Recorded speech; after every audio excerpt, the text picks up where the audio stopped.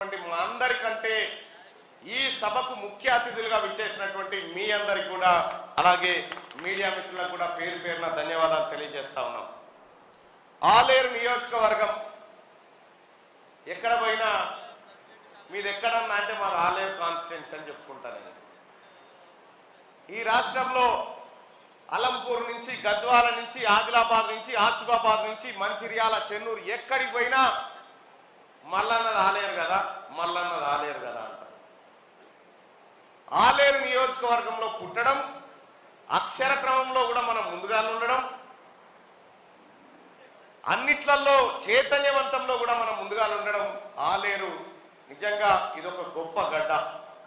ఈ ఆలేరు నియోజకవర్గం ఈ ప్రపంచానికి చాలా సార్లు గొప్ప గొప్ప నాయకులను అందించే ప్రయత్నం చేసింది. ఈ ఆలేరు నుంచి ఉమ్మడి ఆంధ్రప్రదేశ్ రాష్ట్రానికి ప్రతిపక్ష నాయకులుగా పనిచేసినటువంటి వ్యక్తులు ఇక్కడ ఎమ్మెల్యేలుగా గెలిచినారు. వారే ఆరుట్ల కమలాదేవి గారు.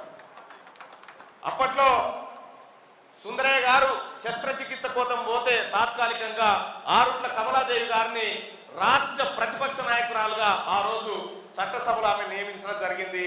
ఆ తల్లి ఏలినటువంటి నేల ఆమె ఎమ్మెల్యేగా ఉన్నటువంటి ఆ స్థానం నుండే ఇప్పుడు మన ఐలన్న ఎమ్మెల్యేగా ప్రాతినిధ్యం వహిస్తూ ఈ రాష్ట్రానికి విప్పుగా ప్రభుత్వ విప్పుగా పనిచేస్తున్నటువంటి అన్న.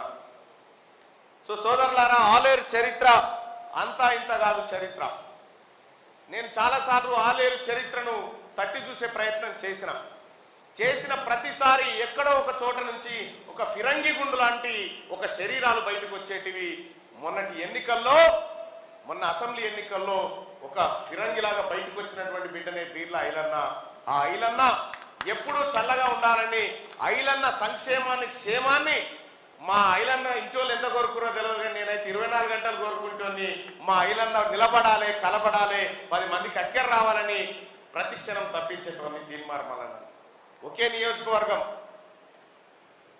నేను ఎప్పుడు పోయినా కూడా కరోనాలో ఆయన చేసిన సహాయం కల్లారా చూసినటువంటి వాళ్ళని. నిన్న ఊరికి పోయి ఎందుకో ఒకసారి గడొక ఫిల్టర్ పెట్టకపోయినా మా వాళ్ళు ఏదో ఇబ్బంది పడుతున్నారంటే తెల్లారి నేను ఇంటికి పోయే వరకల్లో ఫిల్టర్ ఉందాడ. అంటే ఆ రకంగా వాస్తవానికి బయలన్నే చెప్తా ఉన్నాడు తీన్మార్ మల్లన్న ప్రభుత్వానికి ఆస్తులు రాసిచ్చిందని.